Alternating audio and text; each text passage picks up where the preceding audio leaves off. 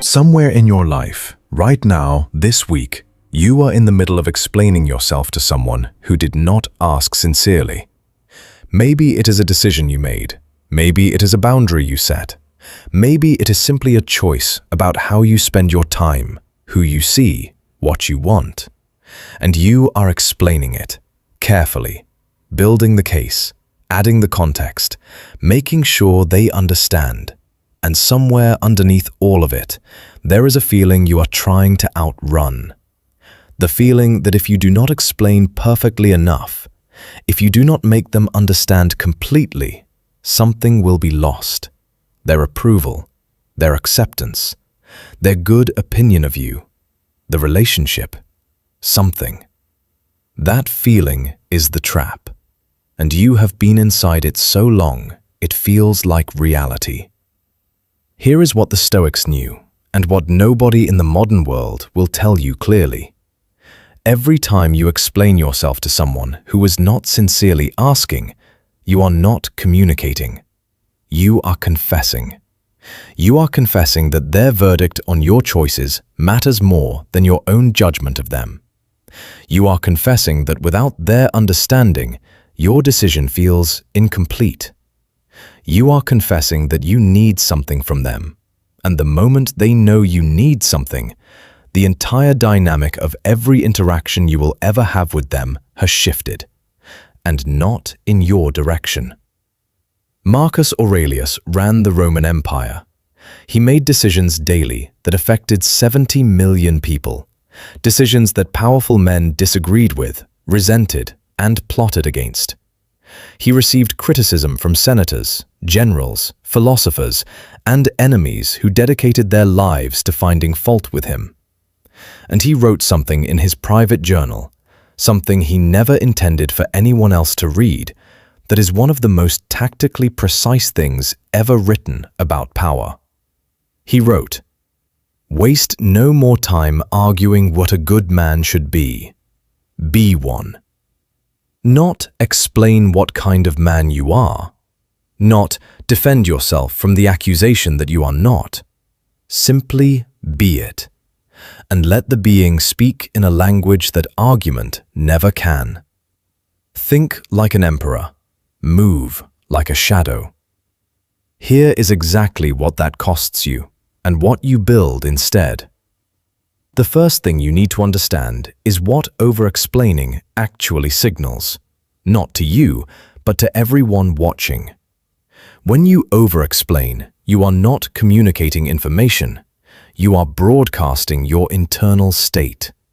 And your internal state in that moment says one thing with complete clarity. I need your validation for this decision to feel real. Epictetus understood this with the precision of a man who had watched power dynamics from the bottom of the social hierarchy. He was a slave. He had no status, no influence, no political capital.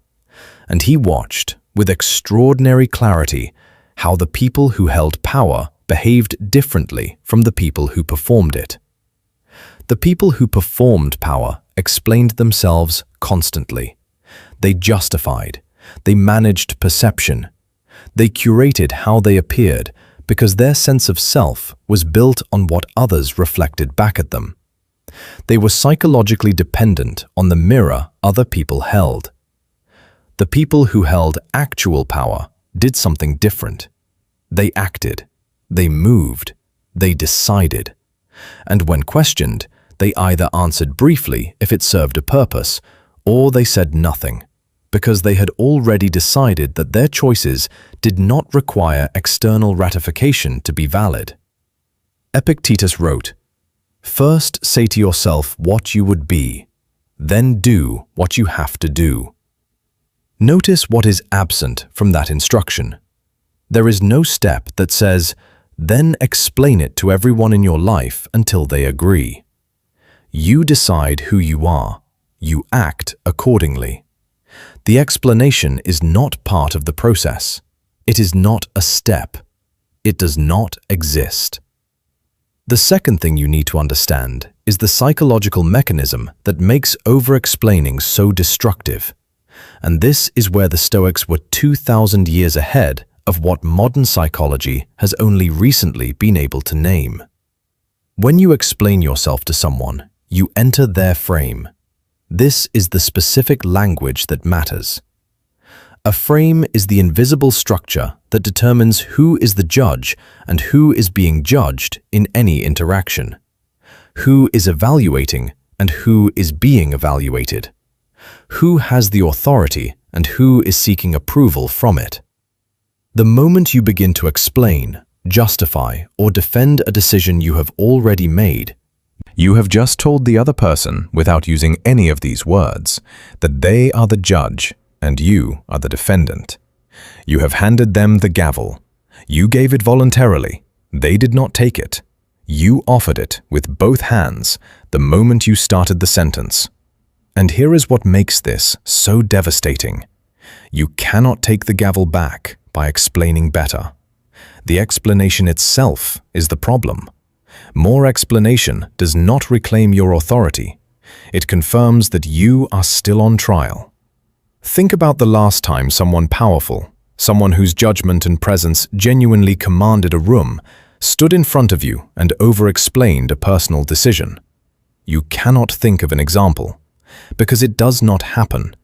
Not because powerful people do not make decisions that others question, but because powerful people have internalized something that most people spend their entire lives performing without ever actually believing.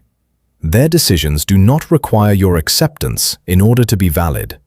That belief, when it is genuinely held and not performed, changes everything about how a person moves. The sentences get shorter. The pauses get longer. The eye contact becomes steady and patient rather than searching and anxious. The body stops trying to convince and starts simply occupying the space it is in. And the person across from them, whether they realize it consciously or not, registers all of this and adjusts accordingly. Now let me give you the layer underneath that most people never reach. Carl Jung, who spent his life mapping the invisible architecture of human psychological dynamics, identified a mechanism he called projection. The idea is simple, but the implications are enormous. When people cannot tolerate something in themselves, they project it outward. They see it in others instead of owning it internally. What this means for you is this. When someone questions your choices, when they push back, second-guess, demand explanation, or make you feel like your decision requires their blessing, they are almost never actually asking about your decision. They are responding to the discomfort your decision creates in them, about their own unlived choices, their own unexplored possibilities, their own fear. And when you explain yourself in response to that, when you spend 15 minutes building the case for a choice you already made, you are not resolving their discomfort. You are feeding it. You are confirming that their judgment has weight. You are making the discomfort larger, not smaller, by treating it as something that deserves a formal response.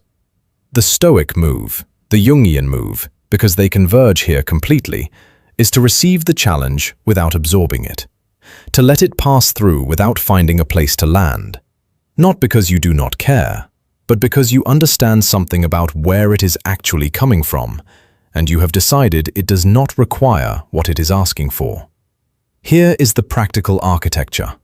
Exactly what this looks like in real situations. There are 3 levels of response available to you in any moment when someone questions a decision you have made. Most people live their entire lives at level 1. A very few understand and use level 3. Level 1. The full explanation. You walk them through the reasoning. You share the considerations. You justify the conclusion. You check their face for acceptance. You add more context when you don't see it. You walk away having given them everything and feeling strangely less confident in the decision than when you started. Level 2. The brief acknowledgement. You hear the question. You give one sentence. I thought about it carefully, and this is where I landed. Then you stop. You do not add. You do not build. You let the silence that follows be their problem, not yours. Level 3. The clean redirect. You hear the question. You recognize that it is not sincerely asking. It is testing, challenging, or inviting you to enter the frame. And you respond with either silence or a question that redirects without explaining. What made you ask? Or simply, I hear you. And then nothing more. Level 3 is not rude. It is not cold. It is not arrogant. It is the quiet expression of something that is genuinely difficult to build. The unshakable internal belief that your choices are complete without anyone else's verdict on them. Seneca wrote to his friend Lucilius, "Recede inte ipse, retreat into yourself, not as avoidance, as foundation." The person who has retreated into themselves, who lives from an interior that does not require constant external confirmation, does not need to explain themselves, because the question that over-explaining is trying to answer has already been resolved inside. They already know what they are doing and why. The only remaining question was whether other people agreed, and they have decided that question is not actually on the table. I want to be direct with you now about something that nobody says honestly when they teach this. This is not easy. It is not easy because over-explaining is not just a communication habit, it is an attachment to being understood, to being approved of, to being seen accurately by the people around you. And that attachment is not a character flaw. It is a deeply human need that has been present in you since childhood and has served a genuine purpose. The Stoics never told you to stop caring about people. They told you to locate your stability inside yourself rather than inside their response to you. That shift, from locating your sense of self in external feedback to locating it in your own honest internal assessment, is the actual work. And it takes longer than watching a video about it. But here is what changes the moment you begin. You stop spending energy on the managing of perception. And that energy, which has been an enormous, invisible, exhausting drain on your capacity every single day, becomes available for something else. For the actual work, for the actual building, for the actual becoming of the person you keep explaining yourself toward, but never quite arriving at because you are too busy justifying the journey to people who are watching from the road. Epictetus said it with 5 words that I want you to hold past the end of this video. Seek not the approval of men. Not because men are not worth respecting, not because relationships do not matter, but because seeking approval is a posture, and posture shapes identity over time. The person who spends years seeking approval becomes, by degrees, a person whose sense of self is dependent on receiving it. And that dependency is the opposite of sovereignty. It is the most elegant possible trap, because it is made entirely of other people's opinions, which means it can never be destroyed from the outside, only from within. Tonight, and I mean specifically tonight before you sleep, I want you to do one thing. Think of one decision in your life right now that you have been over-explaining. To a parent, a partner, a friend, a colleague, a voice inside your own head that sounds like someone else's judgment. Find the one. And ask yourself honestly, if you already knew, not believed, knew that this decision was right for you, would you still be explaining it? If the answer is no, the explanation is not about the decision. It is about the need underneath it. And that need is the one worth addressing. Not with more explanation, with the slow, uncomfortable, entirely possible work of building a center that holds without needing to be confirmed. That is what the Stoics built. In public arenas, under pressure, in front of enemies and allies, and people who wanted them to flinch. They built a center. Not performance, not armor, a center. The kind that makes a man walk into a room and change it without saying a word. When you started this video, you were mid-sentence, explaining yourself to someone who was not sincerely asking. You know now what that sentence was actually costing you. You know now what frame means and who held it. You know now what Epictetus observed about the 2 kinds of people in any room. The ones performing power by constantly justifying themselves, and the ones holding it by needing nothing confirmed. You know now where your explanation was actually coming from and what it was really looking for. The decision was never the problem. The need underneath it was. And needs, unlike decisions, can be met from the inside.